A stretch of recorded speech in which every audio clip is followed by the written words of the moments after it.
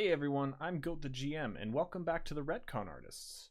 Last episode, the newest prospects for the maintenance department, Melendrach-Tim, Björn Saksisson, and Tarvok Ironflask, learned a whole lot about the maintenance department and were sent on their first mission to a town called Escona, nestled somewhere in the mountains. The group decided to do a whole lot of investigating around the church, the mining group, and of course a burned down farm, which was the reason that the group was called there in the first place. They also met Mason Gloriero, the supposed son of Gloriero, the commander-in-chief, as well as a select few strange people within the mining town of Escona itself. They finally finished off by aiding a small group of goblins, as it seems they were having some trouble with an ogre. They helped take care of the problem, and of course got a few injuries on their own. We're going to pick things back up right where we left off. Everyone is just kind of seeing the dust settle. Bjorn is healing as many people as he can. Tim has a javelin in his hip. And Tarvok is, well, just being Tarvok. Remember, you can watch every single episode of the Ret-Con-Artists on YouTube about 5 days after it airs on the Twitch channel, twitch.tv/goatgm. Also, if you're on the go and you like your podcasts, you can search up Ret-Con-Artists in both Castbox and on Spotify. Thanks again for being here with us. Enjoy the next episode of Ret-Con-Artists, Gold, Gods, and Goblins.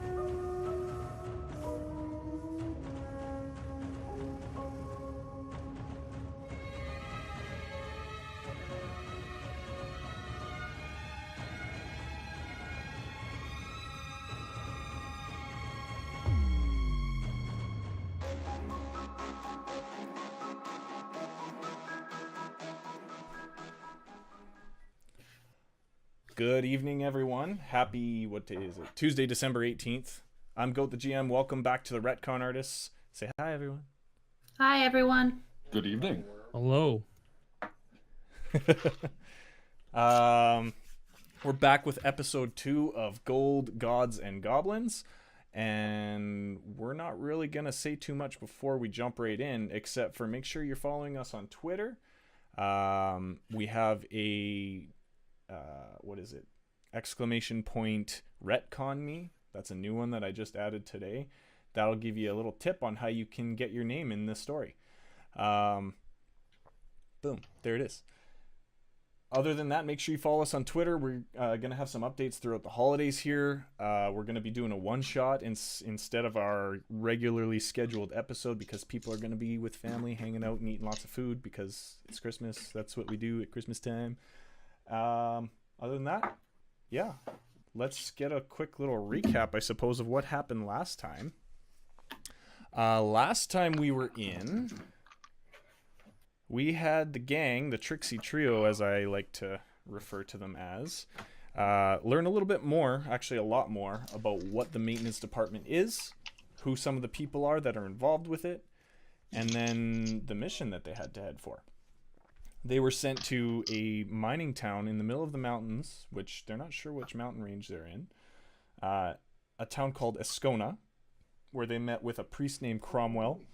Cromwell advised them that he was the one who put in the contract to help with the goblin issues that they had been having. But instead, he was hoping that they could basically kill a god so that the town wouldn't be destroyed for not producing enough gold. After that, they went and talked to Mr. Killian Carlisle, who is the proprietor of the Carlisle Mining Group in Escona. a very large family of miners and employees of them. And Mr. Carlyle was persuaded to reveal that he had already killed a couple of goblins and dumped their bodies at the site of a recent fire, which witnesses say was set by other goblins. That being said, they went to check out the farm after meeting a couple of strange shop owners, of course. They went to check out the farm, and what they found were a couple of goblins poking around there trying to investigate themselves. They scared them off, noticed that there were a couple of names on a deed in a hidden trapdoor underneath the farmhouse, and then heard a bit of commotion going on and found about 9 goblins all scrapping with a very large ogre over the hill towards the mountainside.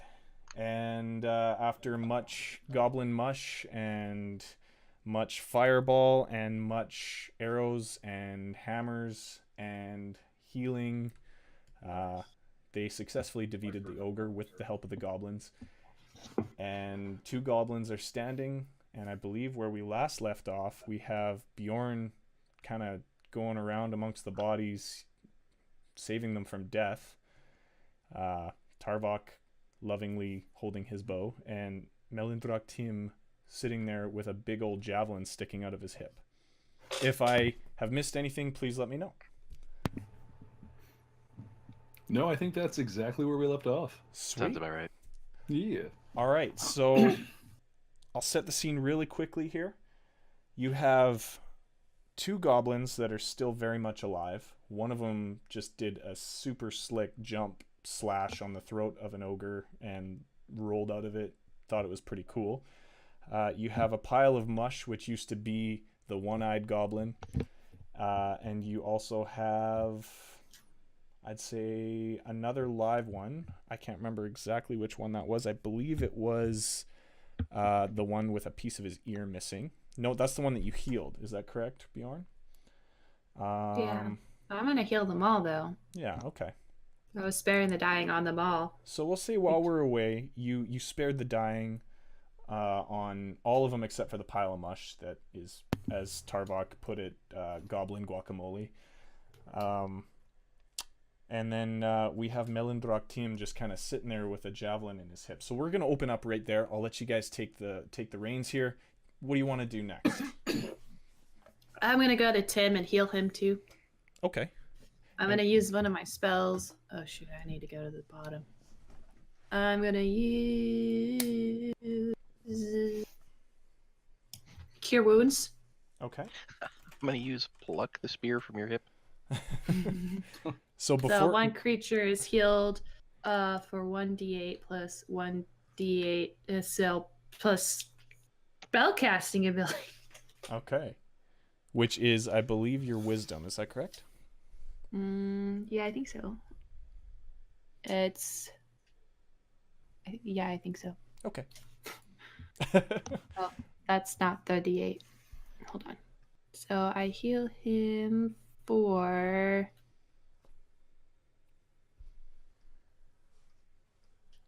Um, 21. Ugh. That's 1d8? What? A ray of fucking It sunlight. says 1d8 plus 1d8. Oh, or slash. Oh, Okay. I was about to be like, oh my Damn. god, I'm like a god over here. Okay, no, just 12 then. 12? Okay.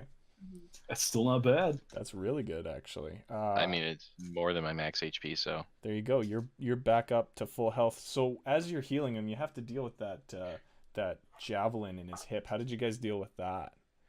I yanked it out. Just stuck your foot on Like it it's and a just gave it a Band-Aid. big tug. Yeah, it's fine. He's gonna be healed in like 2 seconds right after that, so it's okay. I suppose. And how do you feel about that, Tim?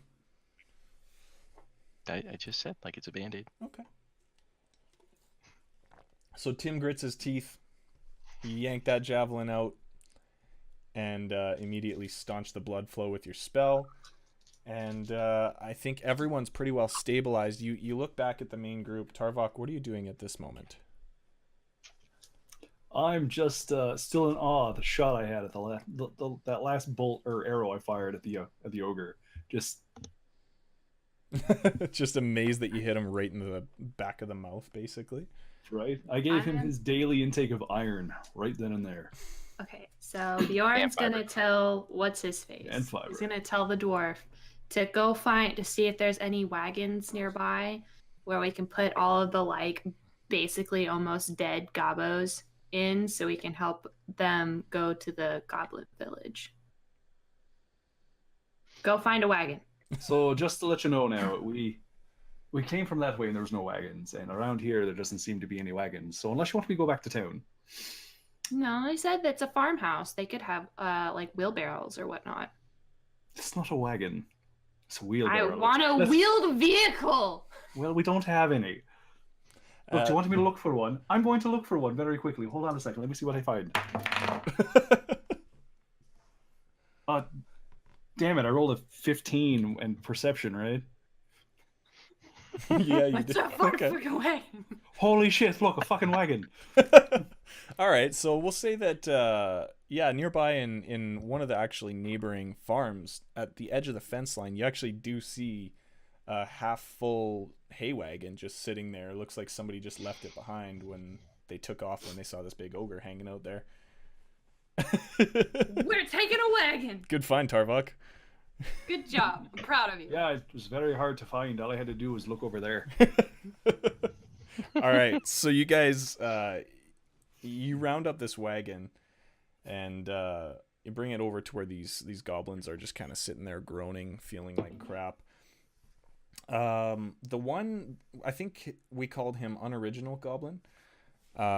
He kind of walks over to the big pile of mush that used to be the goblin with his eye sewn shut, and you guys just hear him say, "Poor eye gone. Didn't stand a chance." And he turns to you guys and he says, "Well, thanks for helping us out, everyone." Does Thumbs up. anybody understand the words coming out of his mouth? I don't speak Goblin. He's actually speaking in common right now. Sorry. Oh. Oh, you speak then common this Apologies. entire I should have time. said that. Yeah. I think I might be sober enough. I thought you were speaking Goblin. You're welcome. Not a problem. We didn't really do much besides kill your ogre for you. He says, "Yeah, well, I mean, it was a nice gesture. I don't know who you people are, but thank you. We really appreciate it. I have another favor to ask. Can you help us load some of us up and maybe take us back to our home?" Yes. The tall one says yes. I don't know what Top Hat says. Hey Tim. I'll do the same. You're still nursing that Yes, wound that sounds then. good. I do believe we should help. Oh, well, Okay. okay. So it takes a few minutes. You kind of hobble all these little gobos, as you put it, over to this wagon, and they all just kind of pile in together. They're pretty sore. They're pretty messed up. They're gonna need more medical attention when they get back home. And the one who's actually able to walk, Mr. Unoriginal, he turns to you guys and he says, "My name's Zix. Nice to meet you guys." You can speak after because I don't talk. So. Well, it's nice to meet you too. I think. I'm Bjorn. So is this the same one that I was speaking to originally? No, this is one that you Oh, came across afterwards. Well, since we're doing proper introductions, my name is Tarvok. Well, nice to meet you guys. I'll lead the way. And he kind of walks ahead of the wagon, and I assume the largest one of the group is going to be pulling the wagon. Wagon puller. He leads you up a small trail into the woods, up into the foothills. It's a bit of a tough climb, and at times it takes all three of you to kind of push this wagon up. Tim, you seem a little unimpressed at the fact that you have to do this manual labor, but you guys eventually make it up to the mouth of a small cave. And Zix, he kind of just turns around, looks at you guys, and says, "I'll be right back." And he just goes inside the cave. You wait about 5 minutes, and then you see a small group of just general goblins come poke their head out, and they kind of help usher your wagon in. You go into this small cave, and it immediately opens up into about a 20-foot by 20-foot square, where you see just a handful of goblins bustling around, tending to the fire, cooking God knows what over a spit. And they all turn and look as this wagon rolls in, and they immediately drop what they're doing, and they start helping their brethren off of the cart and back into various other stone hallways that kind of go off on the left, right, and center of this square room. And as you're doing that and just kind of standing there watching all this happen, Zix comes back, and he brings forth what looks to be a very, very decorated looking goblin. And this goblin walks up and goes, "I'm Crack. Welcome. Thank you for your help." No problem. And Crack kind of looks you all over and says, "I'm not sure who you are, but there's not much we can repay you with." We do have some questions, if you could answer them, please. Ask away. Okay. So, the town over said that you guys share a local god. Yes. Have you ever met this god? Like, person to person? Yes, I have met her. What does she look like?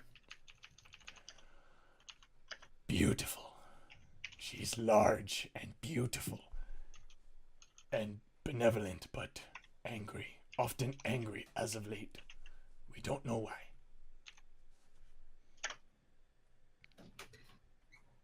How often do you visit her?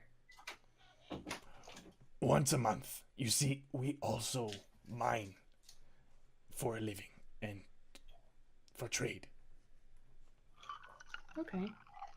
And how much gold has she wanted recently? A lot more. It's been difficult.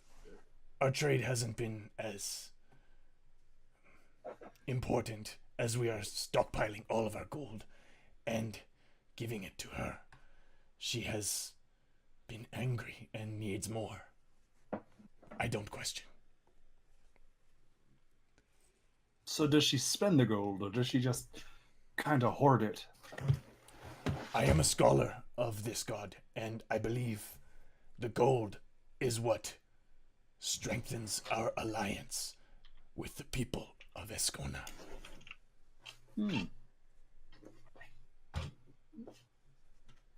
So you think that this, if she was to go away for some reason, do you think the alliance would crumble? Oh yes. For a long time we would fight with the people of Escona. But the god, since she has arrived, she has created peace by making us work together.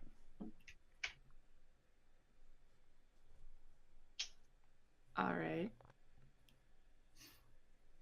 Does she do any magic or anything that would appear godly, or is she just really tall? Her pure presence is magical. Uh-huh. I believe she can do anything, any wonders that you may desire. My cousin, Björn, he was sick, and she cast a blessing upon him, and he suddenly, next day, no sick. Well, I guess it's only fair that we go and meet your god. And if there's any way you could perhaps bring us there so we don't have to look around as much, we'd love to have an audience. She is very angry, I will warn you. But since you have saved my people, yes, I can take you. That would be greatly appreciated. Would you like some food? And he points to the spit, and you're not sure what like 5-legged creature is rotating on there. but there's a goblin just kind of seasoning it with something, rubbing it with some sort of oils, and it I looks wanna try absolutely it. disgusting. I'm good. Tim, No, thanks. you want some? Are you sure? It's 5 legs. I mean, one of them might not be a leg. So I'm sure it's 5-star, but I wouldn't eat that out of a toilet. If you could wrap something up to go for me, I would like to try it. Yes, please. And he mutters something in Goblin to the person smearing it with these weird oils, and the goblin that's smearing it turns and goes, ah! And he like cracks off one of the legs, wraps it up in like a piece of burlap, runs over and hands it to you. All right. So I'll take it and I'll give him a little bow and say I'll eat it on the road. And he just goes, ah! Turns around and goes back to what he was doing. you're going to love Simple yourself fill over some, there. some goblin diarrhea. That's what you're going to have for dessert. You know, okay. I'm going to go. What if You it just- actually tastes good? You're a brave one, Björn. Brave. Little dumb, but brave. All right. So this shaman looking decorated goblin, Crack, he leads you back out of the mouth of the cave, down the trail that you came from, and then back onto the main road going into Escona. You find out that road, when you first walked into the gate to Escona, the road that was on your right is what leads to that goblin cave, and he takes you directly across to the road on the opposite side, the other trail that seemed more worn, if you guys recall. You walk maybe 150 meters for a while, and you see another gate in the distance with 2 heavily armored guards with pole axes, and they're standing in front of this gate. And Crack stops you guys in the trail and says, "That Carlisle mine, we no go there." And he turns into the bush and kind of pushes a couple of little brush pieces aside, and you see a small trail that you can barely even fit in, but you do. And he leads you up this small trail, and up it kind of winds back and forth through a couple of switchbacks, and at the very top of these switchbacks you guys come out to a very large clearing that kind of overlooks all of Escona and the mine below. And there's a very large stone in the center, and in the far back, nestled into the mountain itself, is a small cave that just kind of bends into the right. And Crack kind of turns to you and says, "I make no promise. She angry. Just be nice." And he steps forward up to the stone, and he takes a small staff and he kind of wraps it on the stone a couple of times and goes, "Mistress." And he steps back and he bows heavily, and he just kind of kneels down to the ground. I'm gonna bow. Sure. I'm going to stay standing. Okay. Tim? Gonna look away unimpressed. All right. You hear a massive sigh, a big gust of air, just, and It's like a horse. the biggest frickin' horse you've ever seen. And a massive humanoid woman wearing a few it looks like ox skins kind of draped over the important parts. She looks to be, she's quite small for what her race is. She looks to be about, I would say, 16 feet tall, roughly. And looks to be probably, I'd say, about 1,000 to 1,200 pounds. She's large. Somebody give me I suppose a history check or a nature check, I guess it could be. Although I got think I know. 18 plus 2, so 20. Okay. Bjorn, you recognize this creature as from the lore of your people. You are heavily into Norse lore, of course, and religion. and you recognize this as a giant. She's got very long, dark hair, dark olive complexion. She appears to be a hill giant. And like I said, she's kind of small for her size. She's about 16 feet tall, but she's still a massive giant. And she kind of pulls out from out underneath this little hole in the side, and she goes, "What do you want?" in giant. And I believe someone here speaks giant. Is that correct, Tarvok? Oh, yes, I do. Oh boy. That's ironic. Mm-hmm. Yes, it Smallest is. man speaks biggest language. It's how we operate in the Great Hills. Thank you. So, Well, yeah. what we want is to understand why you're after so much gold and causing such a ruckus down below. Of course, in giant.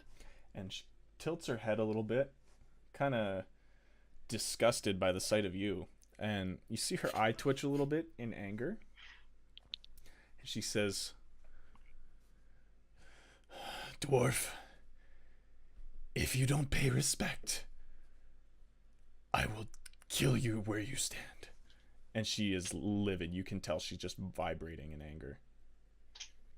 Now, I mean no disrespect, madam, but we've been asked to come and reach some form of accord between you and the people of this area. That's all. That's all.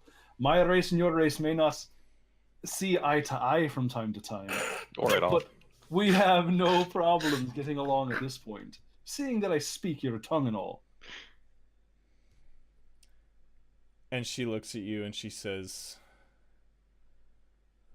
"Who do you work for?"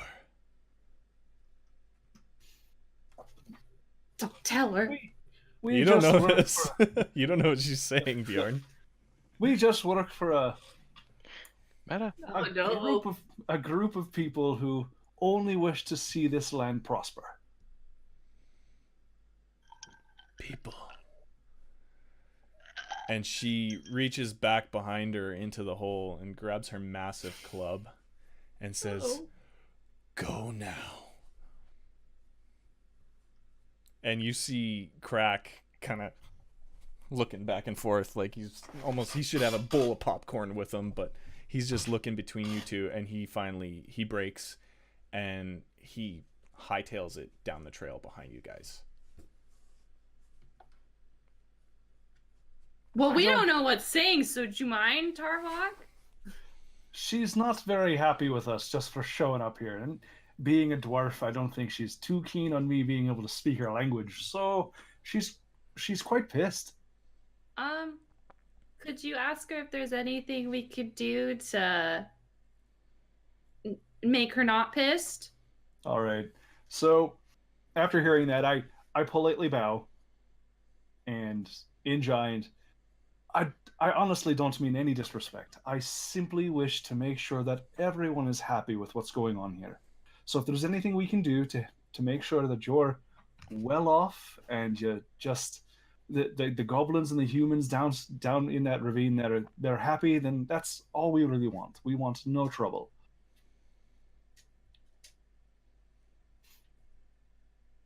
Are we gonna have to roll initiative now? This is a tough one. I want you to roll me a persuasion You said check. this giant is a humanoid, no? Well, yes. A humanoid is in bipedal, stands on two legs, has two arms. Oh no, he has that look. Are you gonna Persuasion? charm him? I might. How can you charm someone who doesn't know language?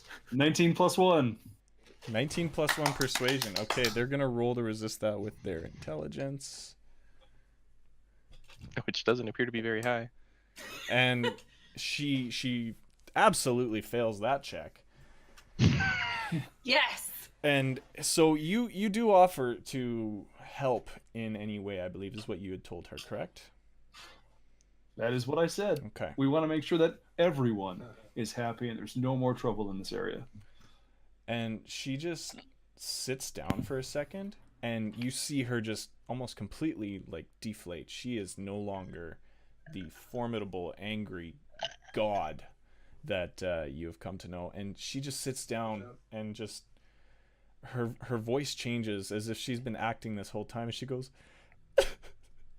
They've taken everything. You can't help me. And she just starts sobbing into her hands. I am so confused. She's just very upset. It seems that something very bad has happened to her in the past, and unfortunately she's been taking it out on the people here. So, and back to speaking giants, we may not be able to help you, but if you could explain what's going on, maybe we could. There's no harm in letting us know what's wrong.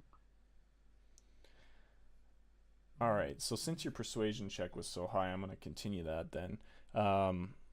She continues to sob, and in between sobs, she goes on to say, I'm not from here. I'm not like my people. I hate killing, but I have to. I will destroy the town if I don't get my child back. That's What? okay. So, I think out of everyone that we should probably help is probably the giant. They abducted her kid. So maybe let's switch gears here for a second. I agree. Back to Plot back to twist, speaking the kid. giant. So, who took your child? That's not how things work in this world. She seems really confused when you ask that. She just tells you, I'm not sure. I don't know who took her, but I know that the man who wants gold is the one who is telling me to get more gold for him, or I'll never see her again. Oh, wow. So, why don't you tell me where to find this man who's asking for gold, and we'll deal with it in one way or the other. He comes here. He brings the gold every month. He brings the gold to me every month, and one of them leaves. The other one, he takes the gold away, including the stuff that the goblins give me. So, when is the next time he's going to be around? He was around 2 days ago? Just a second. So I'm going to just retell this information to the party. Okay. And what do you think we should do? I mean, we obviously can't wait here for an entire month, but we need to figure something out. Well, I guess we need to go find the people who take the gold, because it sounds like the Carlisle group. Well, there's no harm in asking. By force, if If necessary. memory serves, I would say that the priest is someone who brings the gold. Oh, you should ask her if she remembers what the man looks like. All right. So, speaking back to her, I simply ask, can you give us a description of the man of the men who take the gold, who comes here and then who leaves? She's still just inconsolable, clearly from the thought of her daughter not being with her. And she looks up again from her hands, and her face is just covered in tears. And she says, the one man he's in all white. He has dark hair. The other man, he's much bigger. He's ugly. So ugly. Even by giant standards. And in common, that's some low standards. I mean, and she goes on to describe this man. She says, he's about the size of you, large one, and points over to Bjorn. And he has only 3 teeth in his head. He's a horrible, horrible smelling man. But he seems strong, and I think that's why the white one brings him. that's some good information. Just a moment. So I retell this information to the party, Mm-hmm. and then I turn back to the giant. So, just so we're a little bit more formal, I'm Tarvok. The tall one is Björn. and the well-dressed one is Tim, and your name is... We don't want to call you a gold god anymore. She for a moment, she kind of... I'm Grevia. Now, one other thing, and it might be a little bit hard to discuss right now, your daughter's name. Ernie! And she just starts sobbing unconsolably, like you can literally see drops of her tears hitting the ground and disturbing the dust. They're so big. Yeah, I tell Ernie. this to the group. And trying to speak over her tears, I actually, you know what, I'll walk over. I'll just put my hand on her gigantic knee. Mm-hmm. And in Like giant. this. Yeah. On his tippy toes. Yeah. It's okay. Pat, pat, pat. She kind of she seems to recoil a bit from the thought of a dwarf touching her. It seems she kind of does one I of these. understand. We don't get along, but we will find Ernie. Just give us time. I think we know where to start. She looks at you with absolute wide-eyed wonder, and she goes, "But you're a dwarf. Why would you help me?" I've been around a long time, and I received most help from a tiefling, actually, throughout my youth. And I mean, I know I'm young for a dwarf, but it takes all kinds, and I've learned that fairly early on. So just trust me. If we can do anything, we'll help you. We'll do our best. She seems to steel herself a little bit, and she goes, "It's tough being different, isn't it?" From time to time, but if I'm honest, it wasn't that much different where I'm from, but out in the world, it's a little tough. She kind of looks at you a little bit and just says, "I was too different to stay with my clan. They outcast me when I was pregnant. I haven't been here long. They didn't like how I was good to other creatures. It's good to know people are willing to help still." You just keep the other chin up, and we'll do what we can. She just Continue- sticks her chin up in the air when you say that. It's a turn of phrase. It's fine. Don't worry about it. Just continue doing what you're doing. Don't let anyone know that you've spoken to us. In fact, if would really help sell this, especially to the goblins, just in case, you could chase us off the mountain. And she laughs too. Before we kind of get into that little scene, do you maybe want to tell your party that this is about to happen? So I tell her to wait, just a moment, and I turn around. So she's going to chase us off the mountain. Do you want I us to don't look think- terrified? I don't think you're going to have to try to look terrified. I'm pretty sure you're going to be terrified. So I'm going to scream something very rude in Giant to really get her going, and hopefully, she won't take it too personally. And I want to warn her first. Oh, I'm going to. I'm not rude. And then we'll just start running. Can you give me one moment? Sure. Okay, so I'm gonna go over to maybe what would be like maybe a secluded area in the wall, like near the entrance. I'm gonna use my blue war paint, and I'm gonna put a rune of protection. It's not gonna do anything, but it'll make Bjorn feel better. Okay. More like putting his mark that this is good for us. Okay. So, how about on that big stone in the middle? Does that work? Thumbs up. All right. No. So, Grevia is sitting next to this big stone, and you kind of walk up to it. You bust out your kit, and you take your war paint, and you draw just a simple little symbol. And you think that she sees a bit of understanding there. Again, being a giant, she probably knows a bit about your lore as well. And she just kind of reaches over and just like touches one of her fingers on top of your head with a smile, and just kind of sends you on your way back. Ready. All right. So turning back to Grevia Mm-hmm.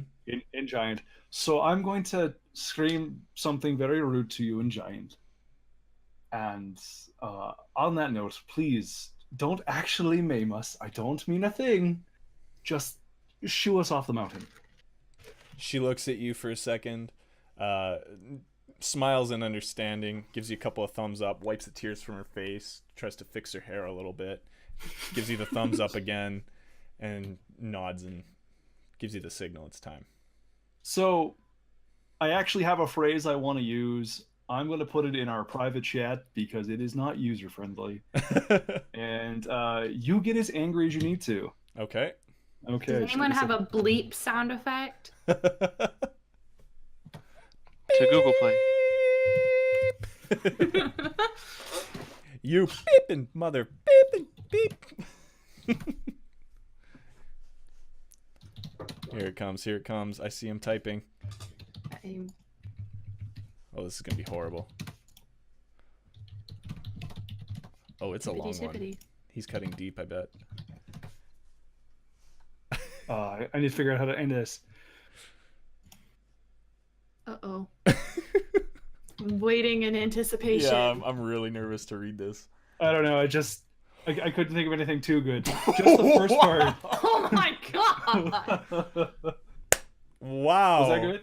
Is that good? Wonderful. Okay. There you go. I'm thinking of it in Tarkov's voice too. Very nicely done. You yell that in Giant, and she kind of looks at you for a second, kind of stifles a snicker and goes like she's trying to hold back a big laugh, and then she snaps out of it for a second and goes, "Rah!" She just screams as loud as she can. And I wasn't quick enough. Yeah. Her yeah, there's your beeps, thank you.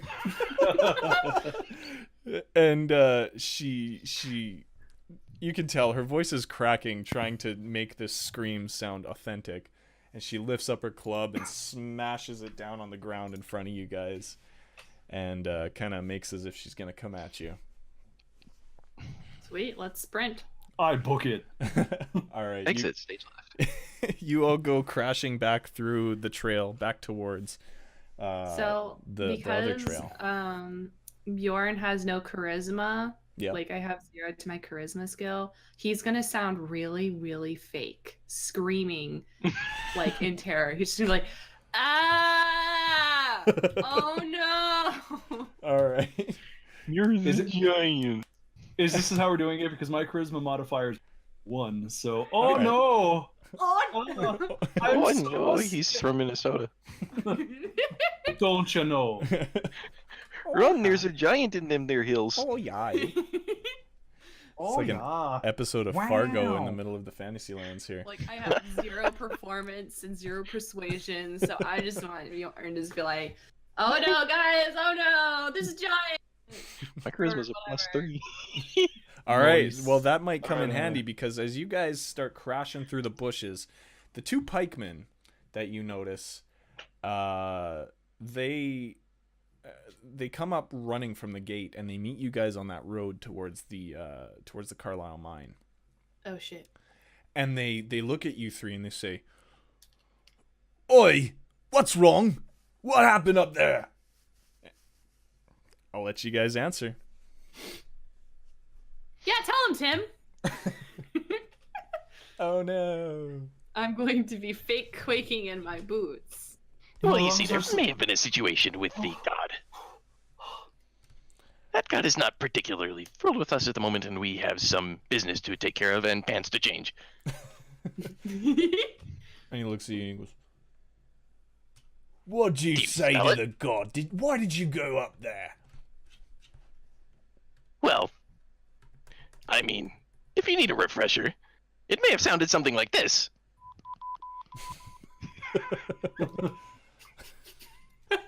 and he's like, "I don't know what you're talking about, but I need to know what the hell is going on right there. You know that's not supposed to be where people are going, right?"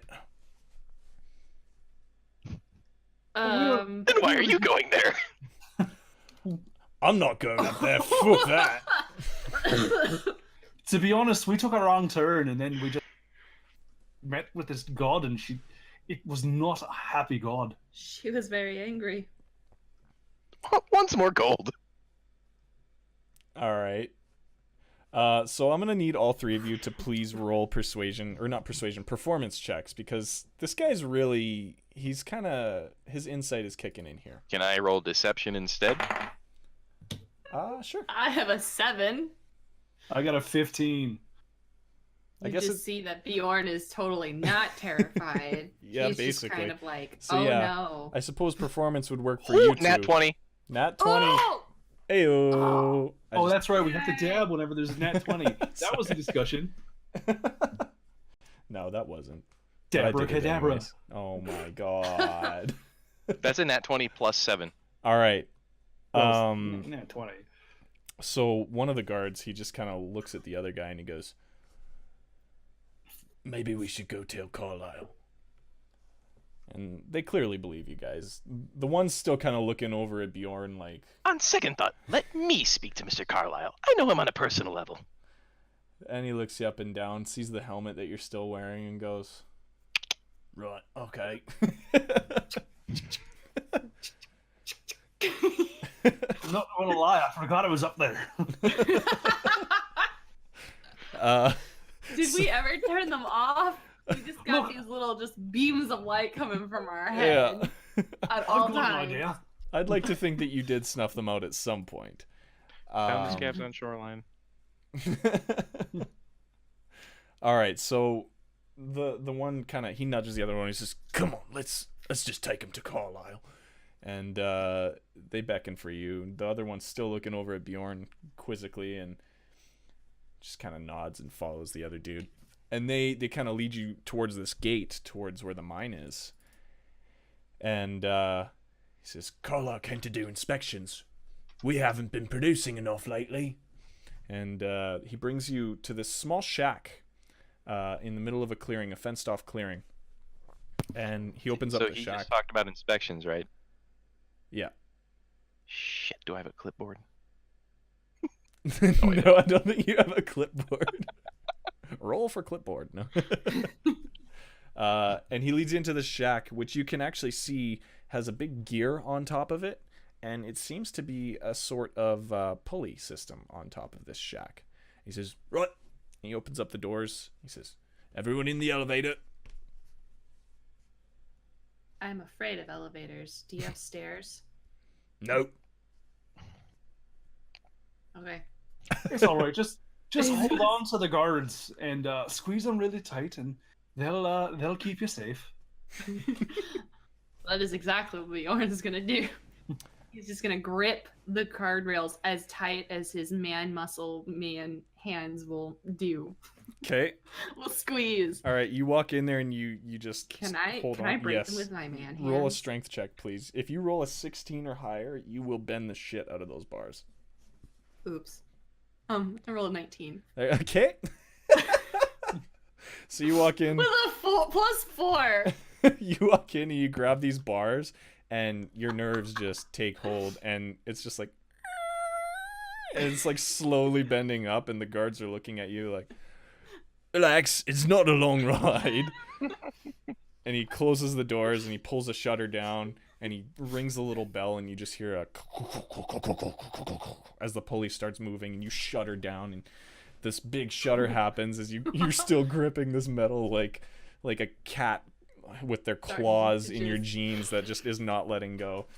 And it is not a short ride, actually. He's totally right. It takes about 30 seconds to get to the bottom, and you hit the bottom with a and he turns around and he squishes past you, Bjorn, and pulls up another grate.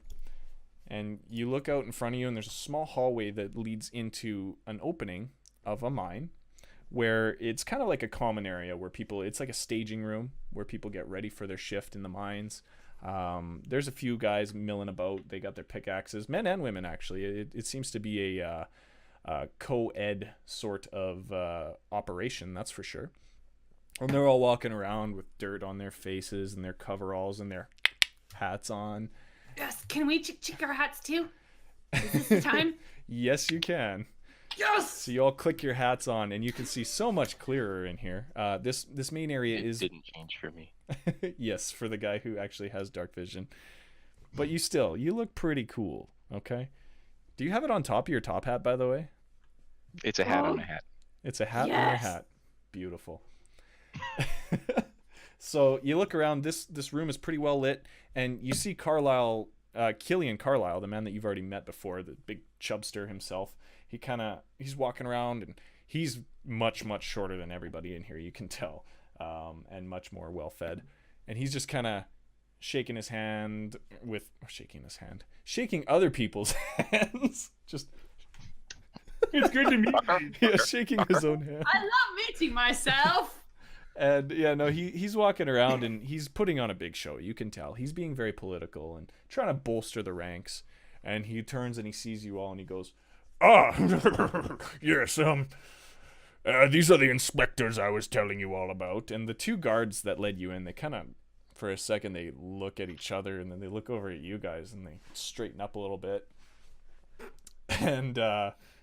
And Carlisle continues on, and he kind of gathers all the workers that are in this main room around, and he says, folks, I want you to understand that our god is not happy with the production value lately, and we need more gold by the end of the month, otherwise we will suffer.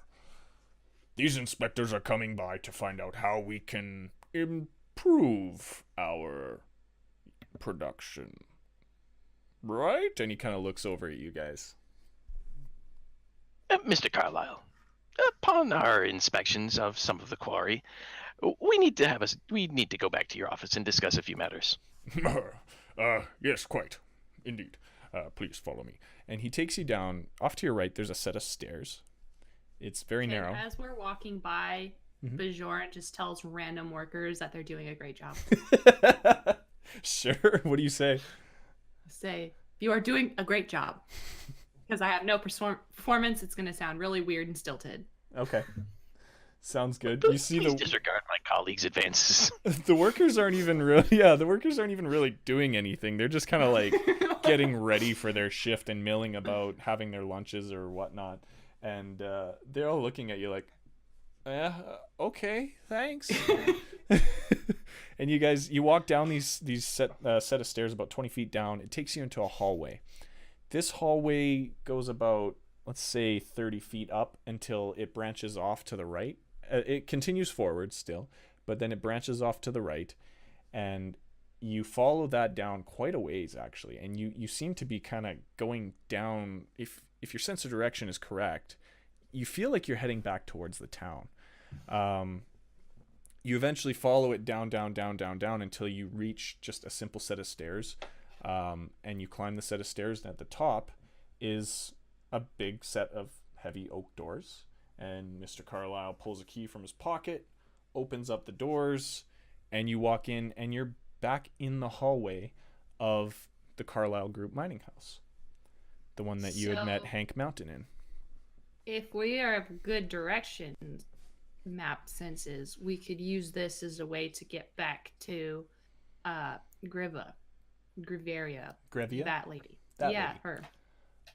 It's definitely one way to get back. If another way is you could just leave this house that you're in. This, I guess it's more of a warehouse, and you could basically just go back up the road and then up that trail again if you wanted to. There's a couple different ways, yeah. Just keeping our options open. There you go. Okay, Bjorn the map maker. All right, so he leads you back into the hallway in the back end of that warehouse, into his office, and he sits down at the desk and he says, "Have you dealt with the goblins?" In a sense, we've made our companionships. Now, in regards to what we found at the house, Yes. Your story checks out. Now, what I'm looking for. Who is the smelliest man in the town? And he looks completely confused for a second. And he's like, Believe me, sir, I did not stutter. No, But I heard you clearly. How about someone who has only 3 teeth? And he goes, oh, that's a very specific question. He's my main man. He actually helped me get rid of those goblin bodies. He's one of our foremen in the mine. Would you mind summoning him to your office, please? What? Tell him it is a matter of utmost emergency. I must know. What is this about? And he seems to be getting pretty uncomfortable. Mr. Carlyle, have I given you reason not to trust me? Kind of, yes. You are lying on my behalf, so you could be lying to me now. I'm not an unintelligent man. We are not lying. We are just simply not telling everyone the truth. No one asked us yet. The big one makes a point. Well, I do still need to know what you need with him. He's a very busy man. I have him on various tasks. I need you to at least make it worth my while for me to just summon him away from the mine. As you know, we are all in peril if we don't up production. Plausible suspicion. The peril's at bay for now.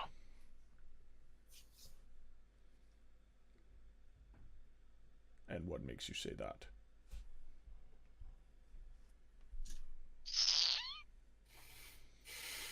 You know what? I'm just going to try to intimidate him.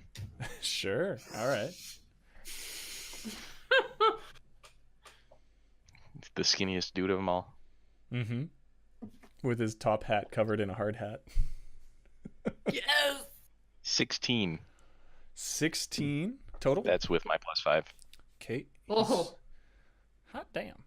So that's 11 plus 5, right? Just so Yeah. I'm clear. Okay. He's going to roll to resist that. He again, like last time you talked to him, he seems to be extremely uncomfortable now.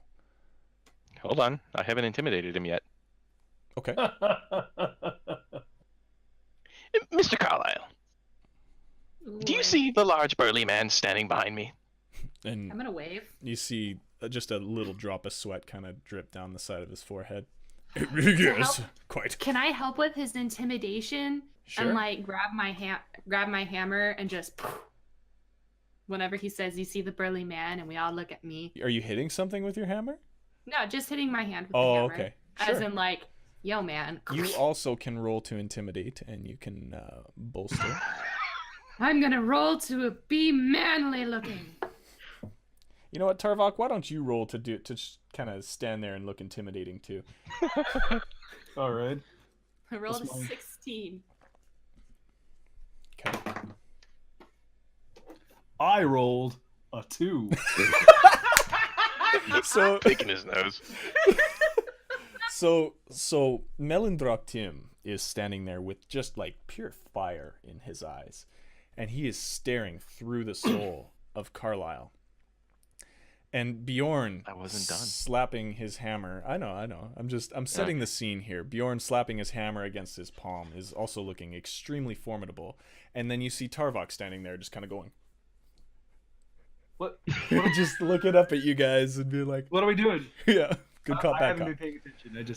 I The mean, there last time is we a were in- bar, so he could just be chilling at the bar right now, like pouring himself out. You know, That's I fair. know we're supposed to not drink before work. We're not done yet, but And then I believe Melendrach-Tim continues with, Now, Mr. Carlyle, you see that big burly man behind me?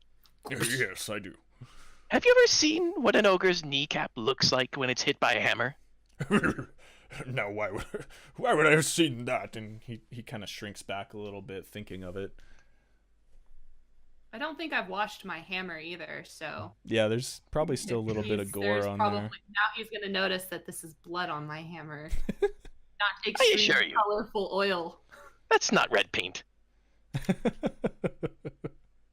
All right. Carlisle Or just kind juniper berries. of.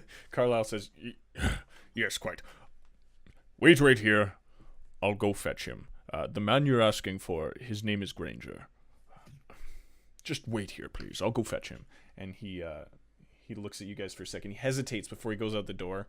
He looks at you specifically, Tim, with a squint, goes back to his desk, picks up all the little gold nuggets and tiny little chunks that were still on his desk before, shoves them in his pockets, in his big old fancy coat, and then opens up the door, and he just kind of, you hear his feet pitter-pattering away down the hallway.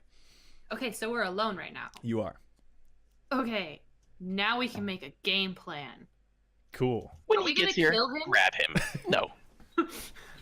Grab the smelly one, plug your nose. And you will manhandle him. I will not touch that thing. No problem. We're going to take him to the priest. Okay. So, just to be certain now, that fat one, Carlisle, he's probably got a hand in this too, or he's just a pawn. Right. Should we be preparing for battle? Well, I mean, I you're don't always think so. prepared for battle. Look at you. I'm not talking about myself, though. You know what I'm going to do? I'm going to hide the desk. And then I'm going to scare them. No, I'm going to make sure that my arrow's ready. That's just scare them. It's stupid. I'm just... Okay. When he I gets know, here, right? grab him. We We just need whip to out tie my him up. tiny little wiping cloth and I start like buffing my little hammer. It's my big hammer. It's not Yeah. little, but So you have a big hammer and a little hammer, Bjorn? yes. Oh my Oh, god. My my. little Oh hammer my. is what I. Wow. Buffing the hammer in Carlisle's office. Terrible. Set the scene. All right, so the candles dim low. No, I'm just kidding. I mean, I do have thaumaturgy, so I could if I You- wanted to. You could She can put make on things some look Barry bigger. White. Terrible. All right. So you're all in this office, just kind of awkwardly standing there. You're looking around. You see a few I was gonna pictures on the say, walls. can we perceive anything?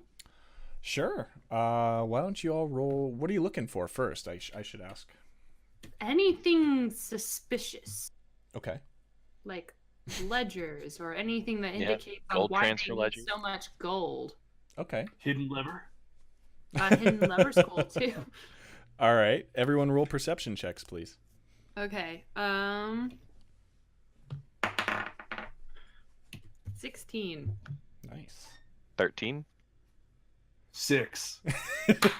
So Tarvok, so Tarvok, perceptive. you get a bright idea as you're looking over at that bar, and you're like, hidden lever. it pops into your mind, and you just start like feeling around on the walls just randomly, and you don't really find anything in the walls other than a few pictures.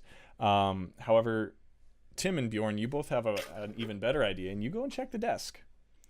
And Yes.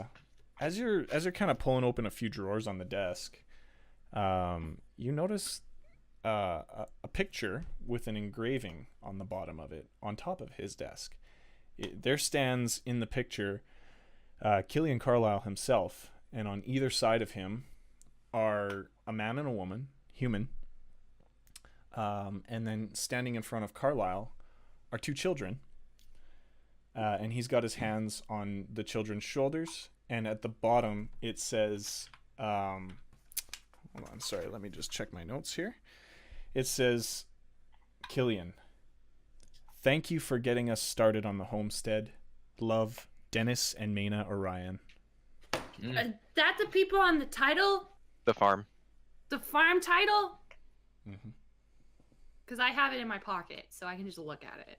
I want to. Yes, I really- you do check the title in your pocket, and Dennis and Mena are the names on there, which is signed by Killian Carlisle himself of the Carlisle Group.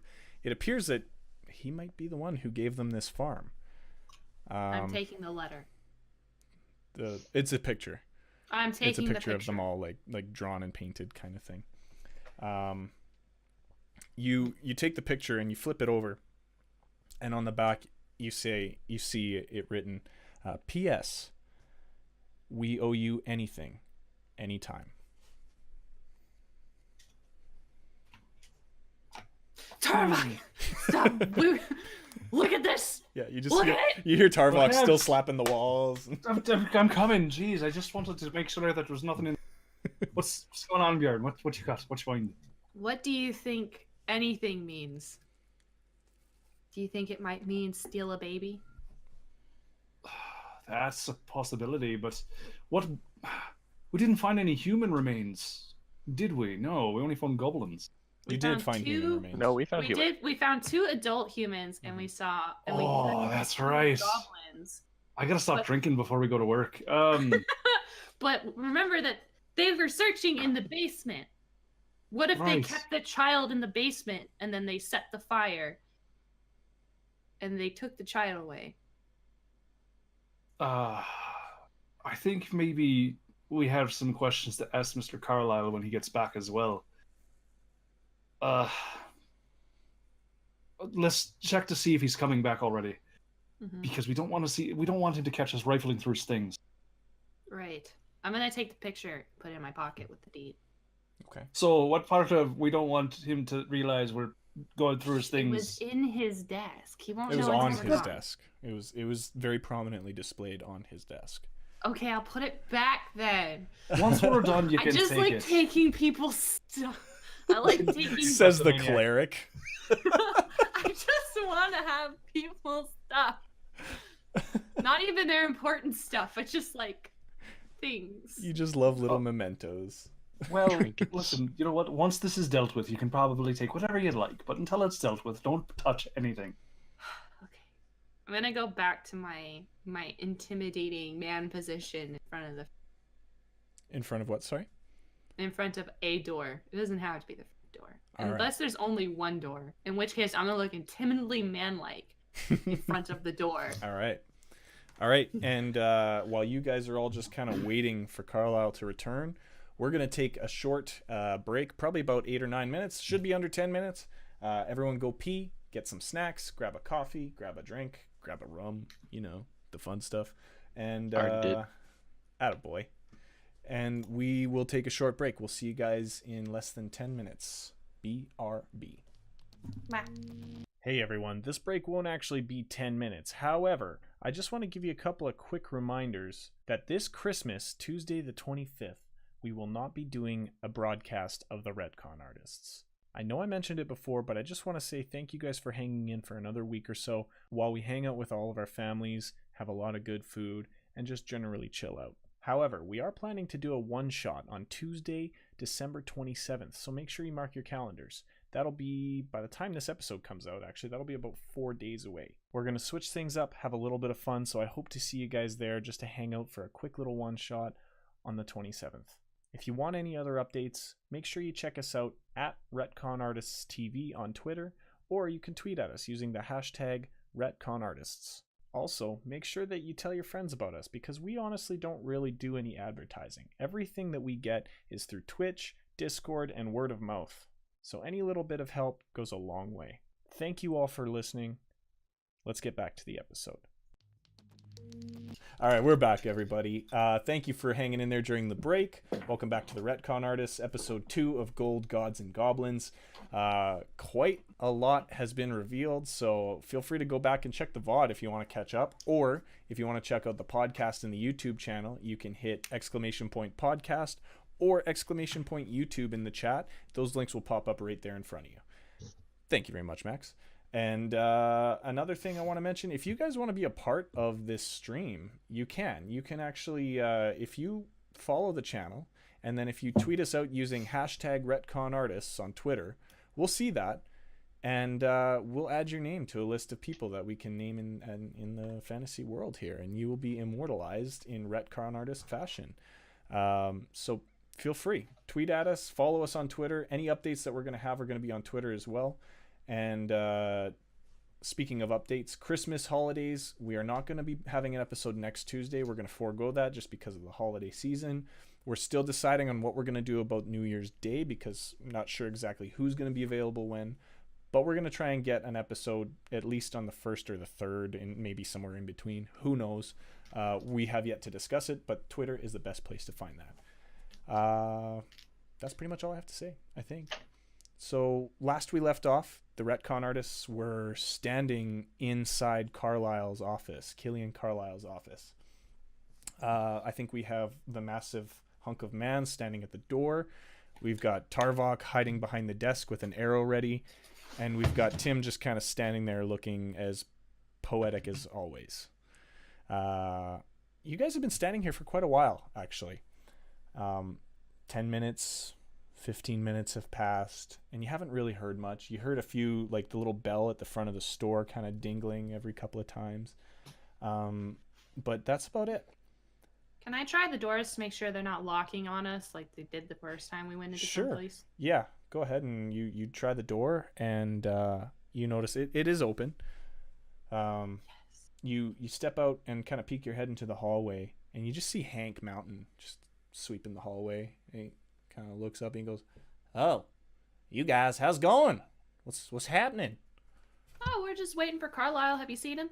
Last I saw him was when he like booked it down the hallway that way, and he points back towards that hallway that you guys had come from. Oh, thanks. You're doing a great job. Well, god dang it, thanks very much. I appreciate it. When I close the door behind me, and I'm going to say, I think he escaped. Maybe. I mean, we've been waiting here for some time now. So, should we go? Did Sweepy McSweep tell you where he's going? He said he went down the hallway really fast. It's a mine. Everything's basically a hallway. Did he tell you which hallway? Did he tell me which hallway? Back towards where you guys came in the back door there. There you go. Back door. Okay, well, Hallway. all right, let's go. Tim, yeah, we should go, right? All right, so he's clearly deep in thought, giving us the A-OK. All right, Bjorn, lead the way, you giant mountain. I'm gonna lead the way. And Hank kind of cracks the door open. He says, "Did I hear my name? I'm Hank Mountain. Did I hear my name?" Actually, We were discussing about giving you a raise, so just a second there. So I want to go back behind the desk and jimmy something open.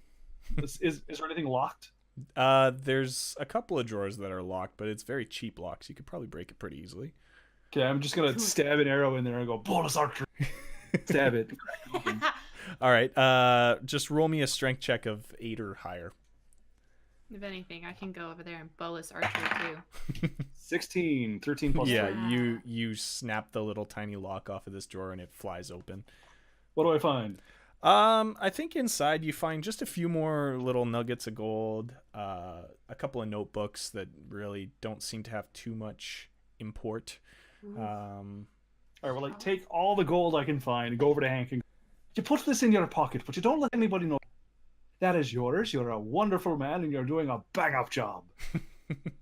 Wonderful. So Hank, he kind of looks awkwardly around the room and he goes, did you just steal this from my boss's desk?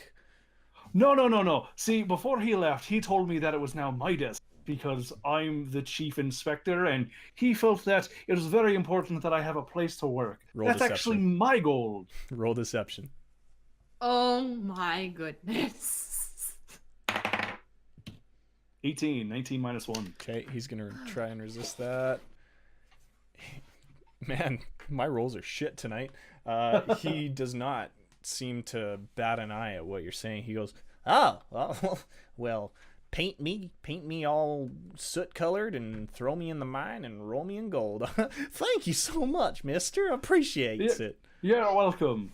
Okay, Hank, but you have to say this to Carlisle.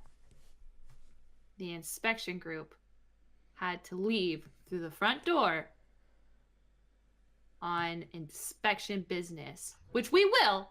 We just have to, if we don't find him and he comes back, if we have to meet up here and we miss each other, just let him know he went out the front door because that's where we're going soon. But we're going to go find him and then we're going to come back and we're going to go through the front door.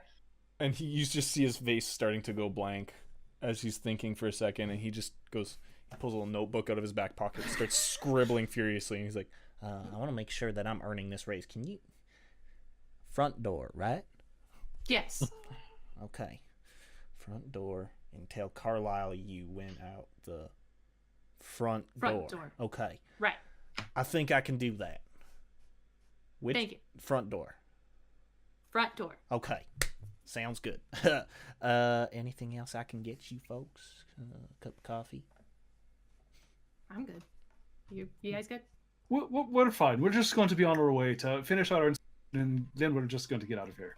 File a report. Yes, sir. Gives you a stupid looking salute and kind of goes back to the front of the store and sits behind his counter. We're gonna go to the back All door. right. We're gonna go the way Carlisle went. Okay. As you guys are creeping back to that back door down the hallway, I want to just cutscene back into the front of the store where Hank is sitting there looking at his notebook and going, front door,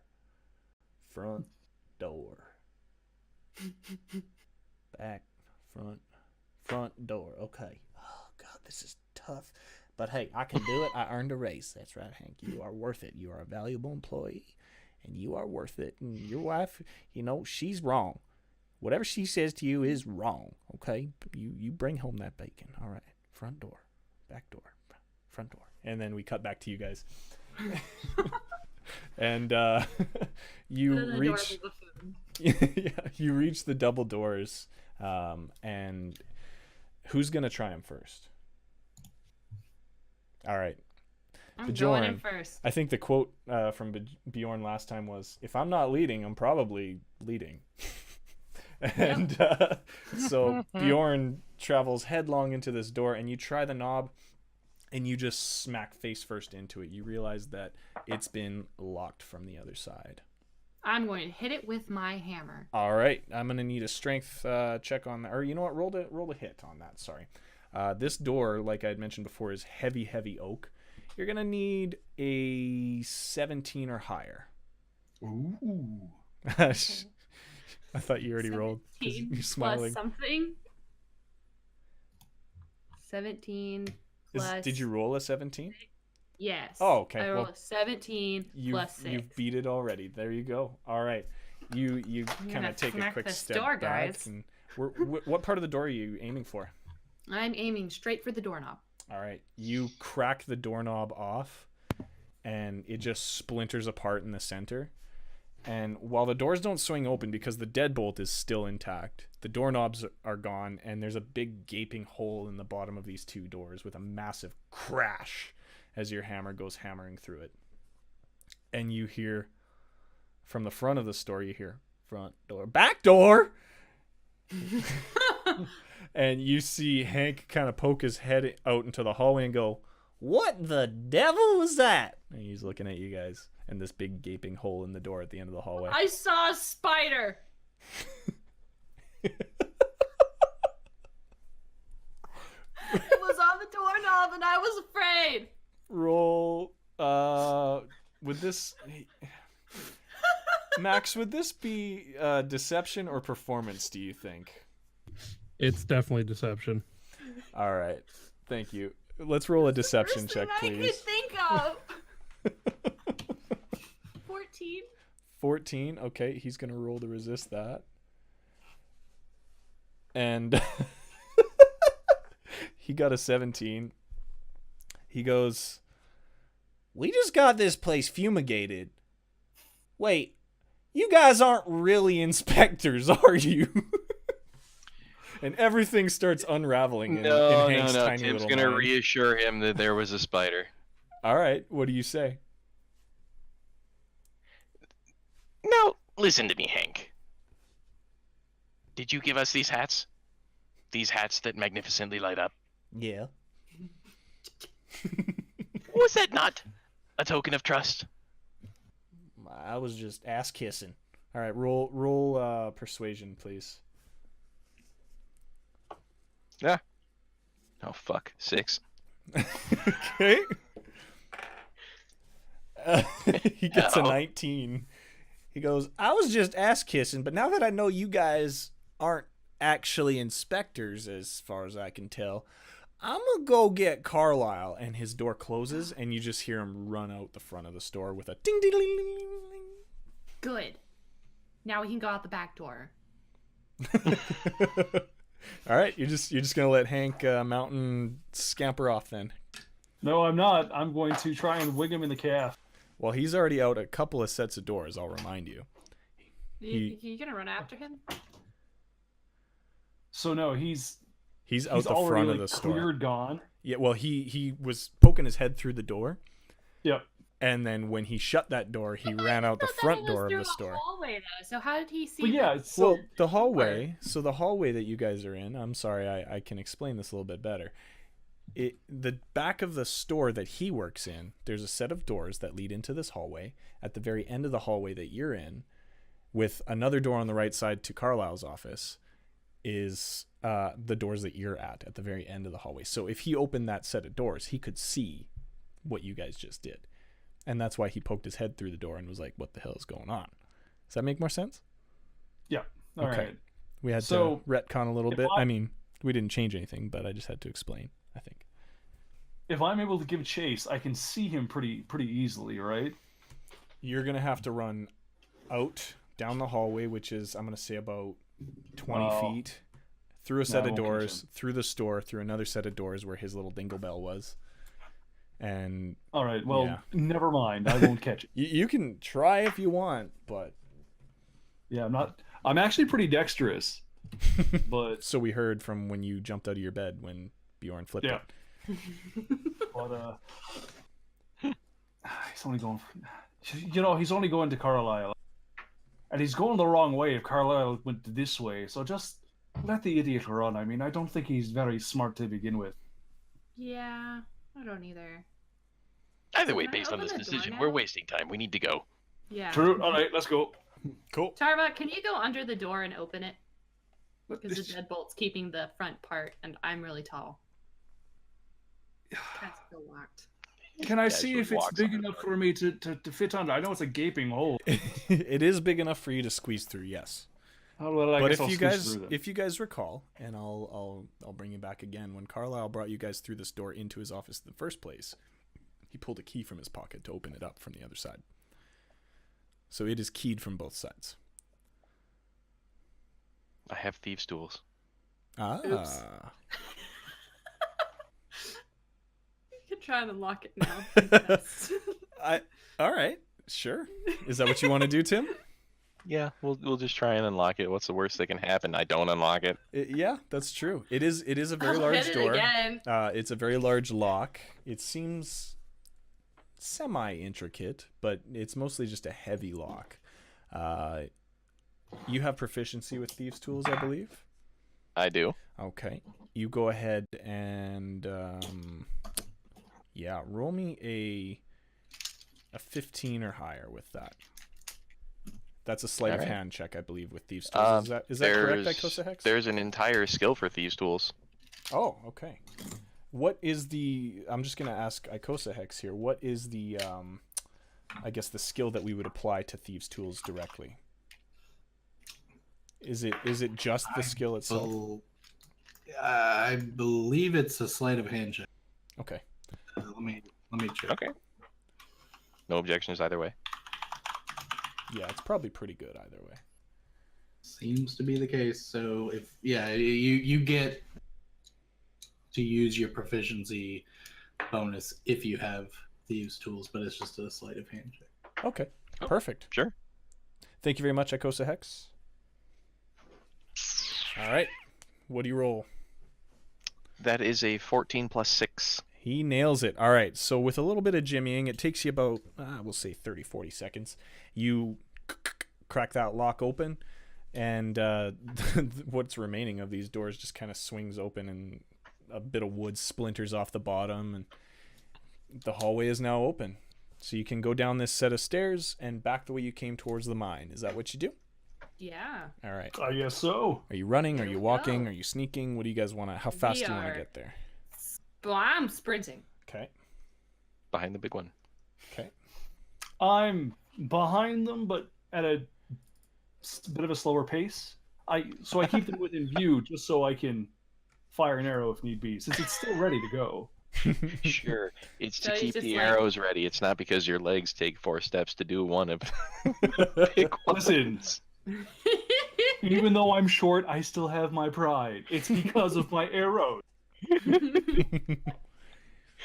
All right. It's not the pace that counts, it's the stride.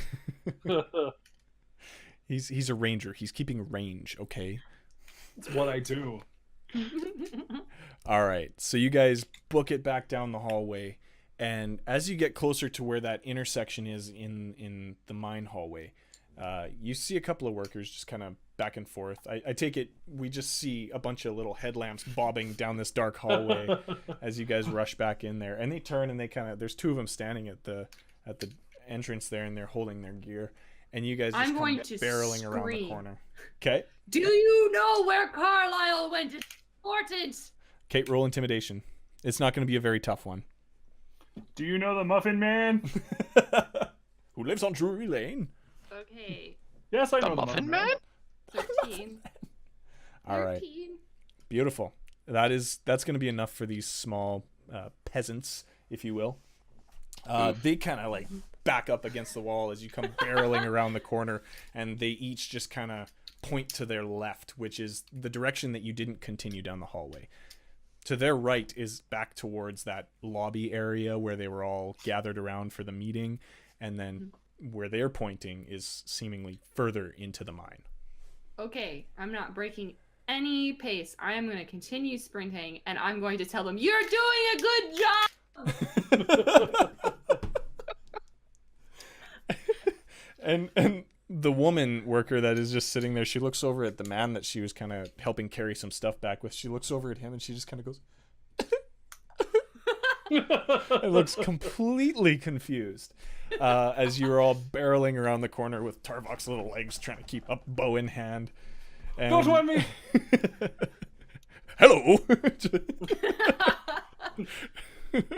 All right, you guys, you go down about another 30 feet down this hallway. You bend to the left, and then after 15 feet, you bend to the right, and then you enter into this room. On your left-hand side, there's a doorway, just an archway, into this room where you can see our mine carts just kind of sitting about, a couple of tracks in and out of this room. The tracks actually lead up an incline, a very steep incline, and it seems like this is the final resting place of these carts, and they are piled high with gold.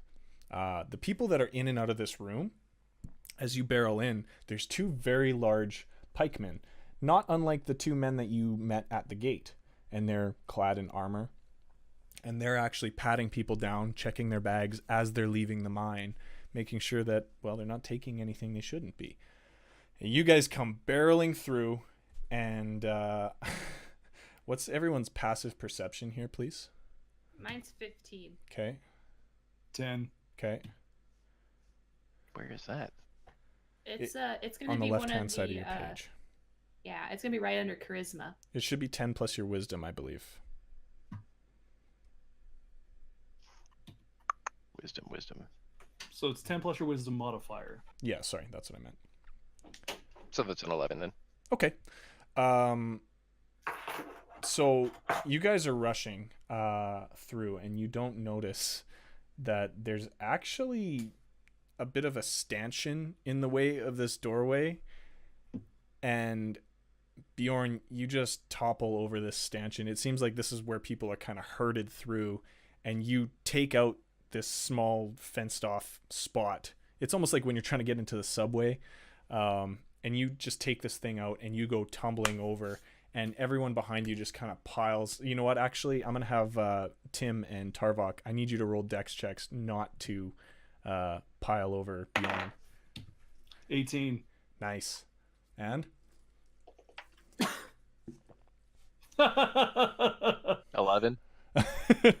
Okay, so this 6'6" man, Tim, you're the next into the room, and you just go ass over tea kettle and land directly on top with a big oof, and you are in a pile of limbs and armor and backpacks. And Tarvok, being your little legs, you couldn't quite keep up with everybody. You see this happening as you're turning the corner, and you put on the brakes and just kind of casually walk into the room. What do you say when you walk into the room as these pikemen are staring at the massive pile of half-elf and human on the ground? I want to try and convince them, so I guess this would be performance in some way, shape, or form, Sure. that we're barreling through because we're warning people of a possible collapse in the mine. Say that in Tarvok, Ooh. please. Y'all need to get your asses out of here. It looks bloody mine's going to come down on top of our heads. All right. Roll persuasion. Is there any way I could do thaumaturgy while I'm down here and like hear him say that and make the ground shake? Because I think thaumaturgy can do that. So you want to? 17. Sorry. 17 plus 1. Okay. I'm still doing it though. Yeah, I'm gonna sure. make hammers in the ground. Okay. As he says this. You know what, Tarvok? Because of that, why don't you take advantage on that roll, and just for good measure, roll another one before I try and roll to resist this. No. 19 plus 1. Beauty. 20. Yeah. Okay. So these guys, they drop their pikes. And they look at everybody in the room, and there's actually quite a few workers milling about this room, tall and short, and the pikemen say, "Right, women and children first." And you guys are kind of like, women and you see even the children of Escona are in this mine picking away looking for gold, and they all kind of look up for a second, and they all put their helmets on full blast, and they just start rushing past you guys. Everyone starts filing out of that room the way that you came. And all the two pikemen are just standing at the door doing this, waving them through, just let's go. And then after about 30 seconds of these little tremors in the ground and people screaming and filing out of there, tripping over each other, you're all just still standing there with the two pikemen looking at you like, are you coming? And you guys yes, are we're just coming. We'll be there in a minute. We're trying to find Carlisle. We're looking for the boss. Here, we were told he ran this way. We have to make sure that he's safe. So these two pikemen, they look at you, and inspired by your courage, they say, "We're gonna come with you and help." And they roll a persuasion of 17. I need you guys to resist that. 19. 10. The 14. 6'6" man's gonna be like, "No, man, save yourselves." So Bjorn, you're the only person who's like, this is not a good idea that these guys come with us. But Tarvok and Tim, you seem intrigued by these two and their courage. I'll let you guys decide amongst yourselves. They could prove useful, but I do see where Bjorn's coming from. But they could be useful. But Bjorn's pretty big. I say no. Save themselves. I'm gonna still Bjorn and his absolutely horrid acting is gonna be like, they need to save themselves. The mine, it's going to collapse. All right, so here's what I'm gonna do. I'm gonna let you try and persuade these other two, Tim and Tarvok. But if they resist it, you're gonna have to go with their plan because it's 2-on-1. Sound good? I think it's fair. Smack 'em? All right, roll persuasion for me, please, Bjorn. Oh no, goodness, how many good rolls can I get in a day? No. What'd you get? 1. Ah! No. Oh, this pleases me. Finally, your streak is over. Bjorn, you listen to Tarvok when he says, maybe it's a good idea. And you just kind of go, what? And you just kind of, you got nothing. You can't argue it anymore. These guys, they're going to come with you. So if you look up the incline that you guys are in this room, directly across from you, there's an incline that leads up to an even wider hallway where these carts are coming from, and they just kind of bend down and around the corner. Okay. And the pikemen, they go, right, let's go. I think I know where they are. And sorry? I said sweet. Keep on, go. And they lead you up the hill, down the tracks, and you guys go around the corner, and it opens up into the biggest, most open mining area you've seen yet. And there's nobody remaining. It seems like the message has gotten through to to most of the workers, at least. But there's just a couple of other guards milling about in there. And one of them is extremely tall. The other one's kind of short. And they're just kind of milling about.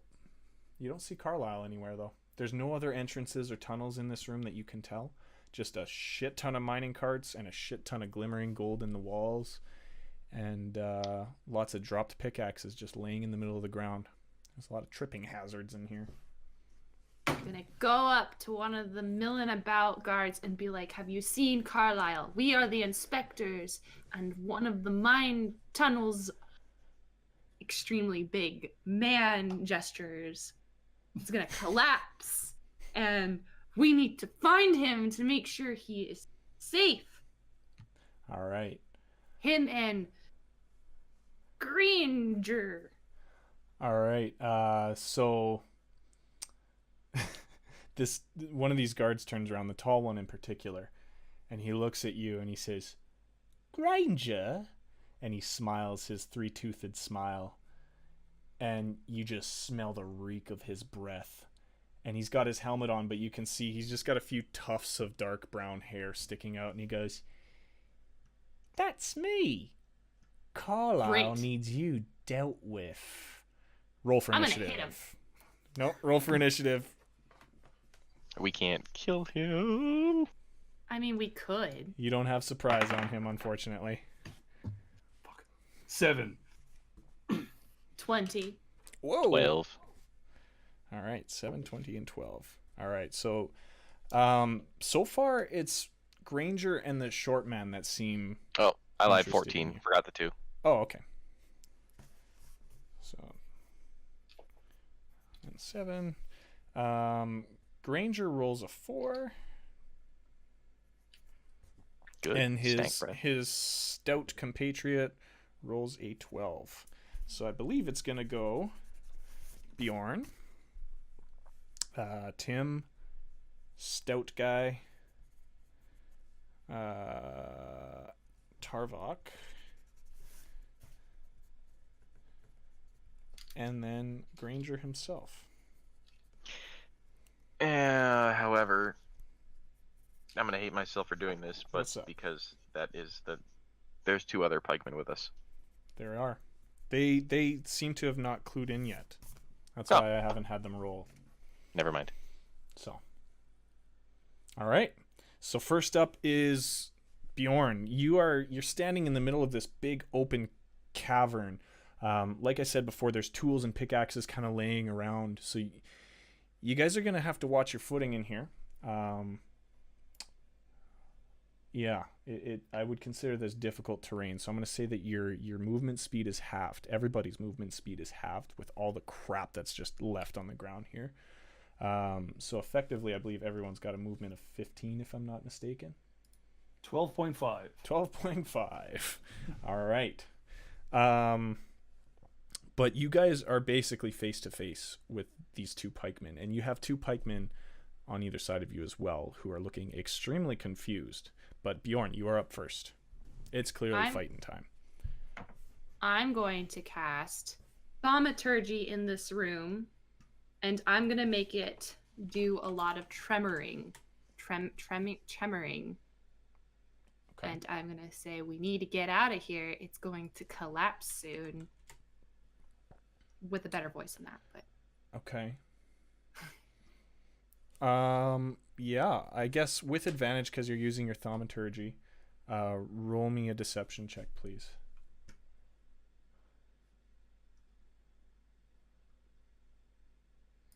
14 is the highest one. 14, okay. And Granger, he seems to be, I'm going to say, a pretty switched on dude. He's going to resist that. And he rolls a 14 back. If I could get Max Anthem, when there's a contest of deception or persuasion, can you please tell me who takes it when it's the same number? Is it the defender or the user? That would just roll again. Generally, the defender wins, but you could always just have them re-roll it and apply a different mechanic to it, I guess, or I don't know. Yeah, Okay. it's up to you, really. But generally, defender.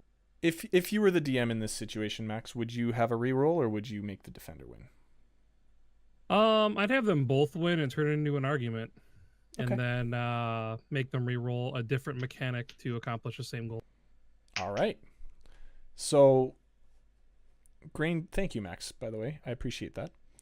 Anytime.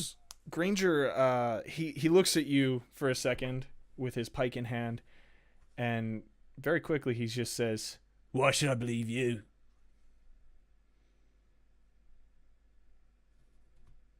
Why should you believe me? I don't know.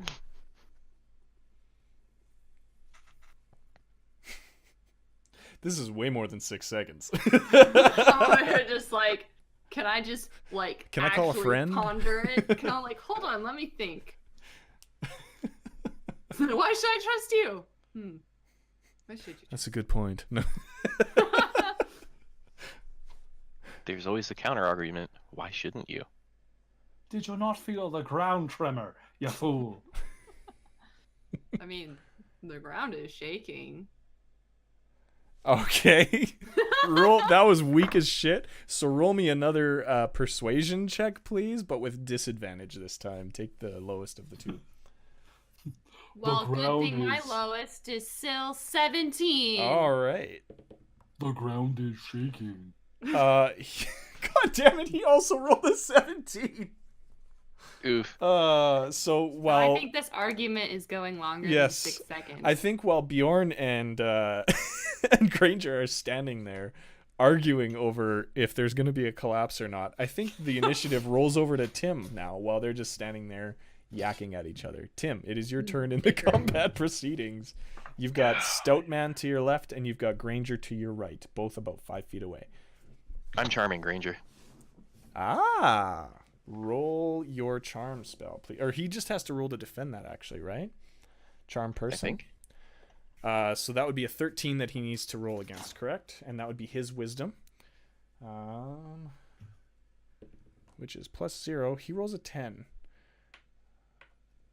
he is charmed. Granger is effectively charmed, and while he's arguing with Bjorn, saying, "Now, why should I believe you?" He all of a sudden he just goes. He looks over at the man with the top hat and hard hat combo. He just goes,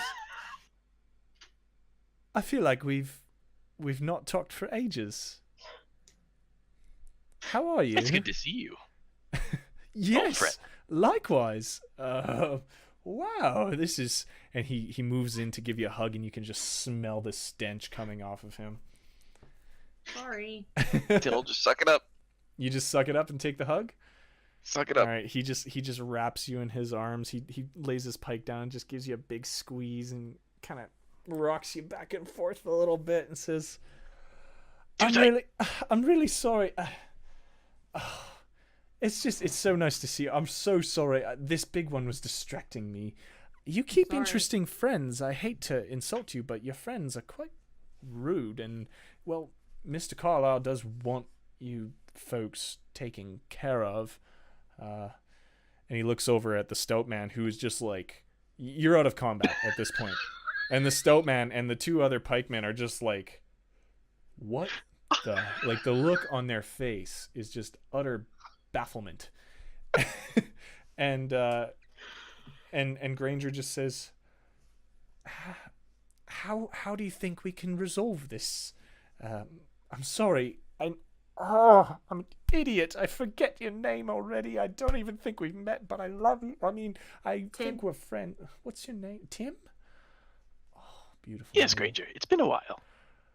So we have met. I forgot. I'm so sorry. And he's just pounding his face, and he just seems totally aghast that he forgot, and his breath is still just oozing out towards you guys. It's okay. We'll just let bygones be bygones. It was just an honest mistake. If you could take us to Mr. Carlyle, we can get the situation resolved. You're the most intelligent person I've ever met. I think it's this is too much for me. Yes, I can do that. Yes. 1 second, fellas. Can we get out of here, please? Is there really a collapse happening? I'm still confused. And looks over at Bjorn for a second.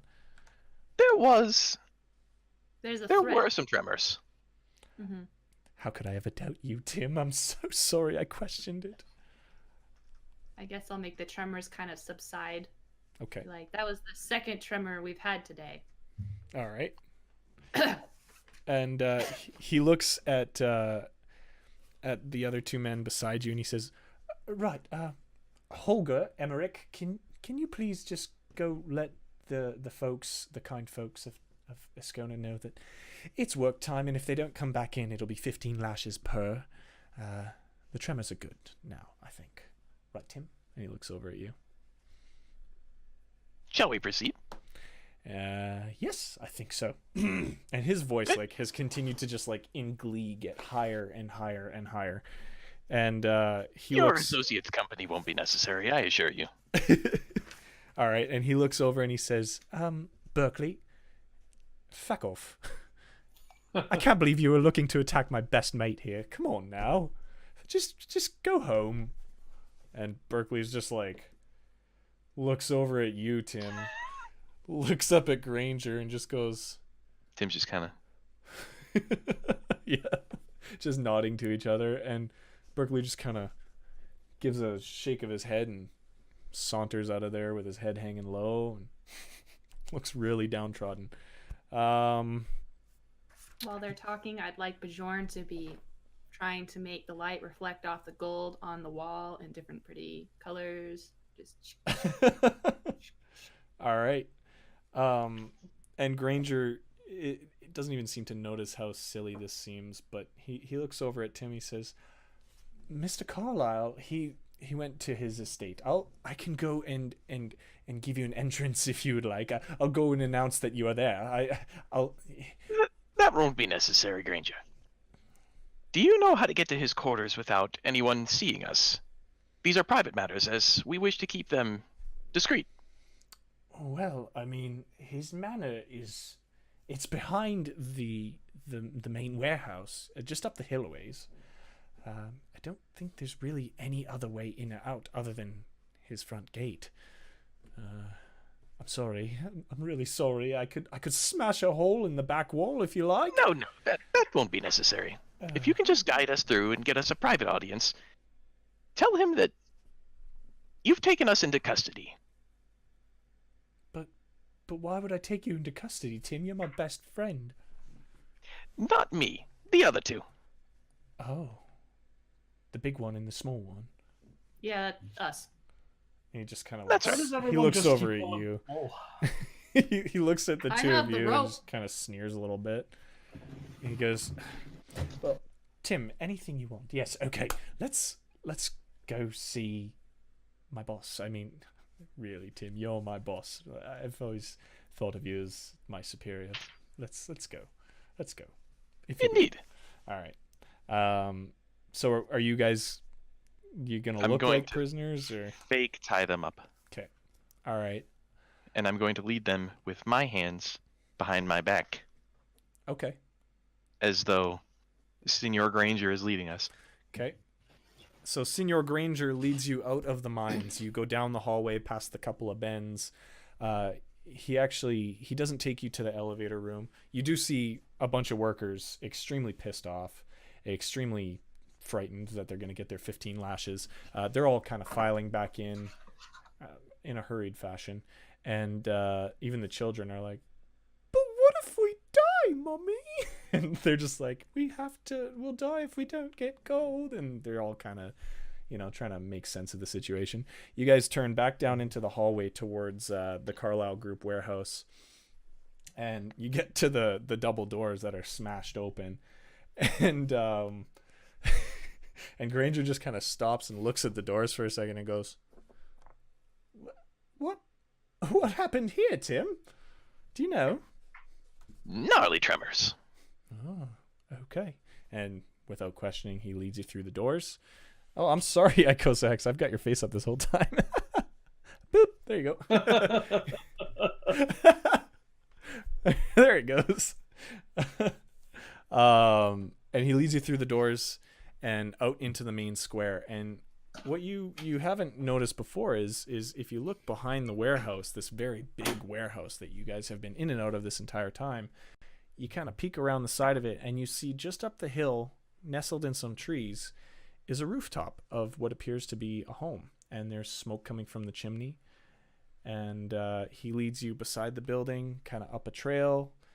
up some stairs in the hill that are very nicely cut into the hill with brick laid out and torches everywhere. And it's starting to get dark out. You guys have only been in town for about a day. And the torches, they light your path all the way up to the manor. And as Granger reaches the front doors, you see, and let me just pull my map open here. Apologies. Boop. You see two massive windows to this manor on the left and the right. As many fantasy buildings have that we've described so far, it has very, very large, ornate double doors. And inside you see there's a fireplace in each room, and it's flickering. On the left side you see a couch in the room. It looks like a reading room. On the right side you see a smoking room with a big billiards table in the center of it. And there's no windows that look into the main foyer, however. But the double doors are there, and Granger walks in. And as he walks in, he kind of passes a butler standing in the middle of this carpeted hallway from what you can see. And he turns to you and he says, please, let me go and get you that private audience. And he turns to the butler and very loudly says, Mr. Carlyle is graced with the presence of Tim. And I think that's where a good point is to leave it for tonight. We want to thank everybody else for coming by, saying hello. Thank you very much, Max Anthem. Say hello and say goodbye. Hello and goodbye. And thank you very much, Icosa Hex. You're back on camera once again. You've had some serious screen time. The most screen time. So, The most. thank you again from the Ret-Con-Artists. Does anybody have anything they want to add at all tonight? No? Happy holidays, everybody. Happy holidays. We're not going to be here next week, so happy holidays. That's true. Maybe another week too. Just depends. Yeah, we're That's going to true. plan that out. So you guys make sure that you check out the Twitter. Keep up to date with what's going to be happening for the New Year's episode. Episode 3 is going to be in the new year. We can't wait to see you guys again. It's going to be next year when we see you. Yes, I made that joke. And make sure you swing by actually on the 27th. We'll keep you posted on which channel we're going to be doing it from. It'll probably be here, but I'm totally open to maybe doing a co-stream or something. That could be fun. We're going to play with some ideas. Max and Icosa are going to be joining me for a one-shot. Maybe one of these folks, if they're able to, if they feel like they want to jump in. And we're going to come up with maybe something Yule-tidey, something Christmassy, something fun that we can all jump in and have some fun with. I'm going to take a step away from being the DM for this one. We'll decide on, who wants to take the reins there. I think we're feeling probably Icosa Hex because Max is saying he wants to play a character. But we'll keep you guys posted on the details. Just check out the Twitter. And thank you guys again for swinging by. I'll be back online tomorrow, actually. Myself and Ruthie are going to just kind of hang out and draw. She's going to teach me how to use Adobe. So that'll be fun. Thank you again, guys. So many doodle penises. That's basically all I know how to draw. All of them. Ruthie does look like someone who knows how to draw one. That's rude. Sorry. It's Is terrible. that a compliment? I don't know. All I know is that Bjorn's going to smack me later on, so Most likely. I'm getting it in now. All right, folks. Happy holidays. Merry Christmas. Whatever you celebrate. Happy Hanukkah, Kwanzaa, whatever it is that you all celebrate. And if you don't celebrate anything, just have a great end of your December and a great new year. Thanks again for joining us at the Ret-Con-Artists. Good night. Bye. Bye. Bye-bye.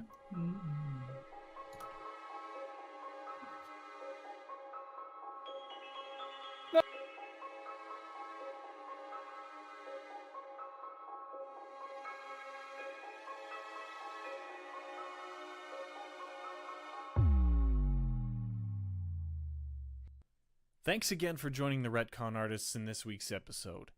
Just remember, if you guys want to catch it all live, you can go to the Twitch channel, twitch.tv/GoatGM, and you can catch all of the little jokes, nuances, and the technical difficulties that are cut out of the podcast and YouTube versions.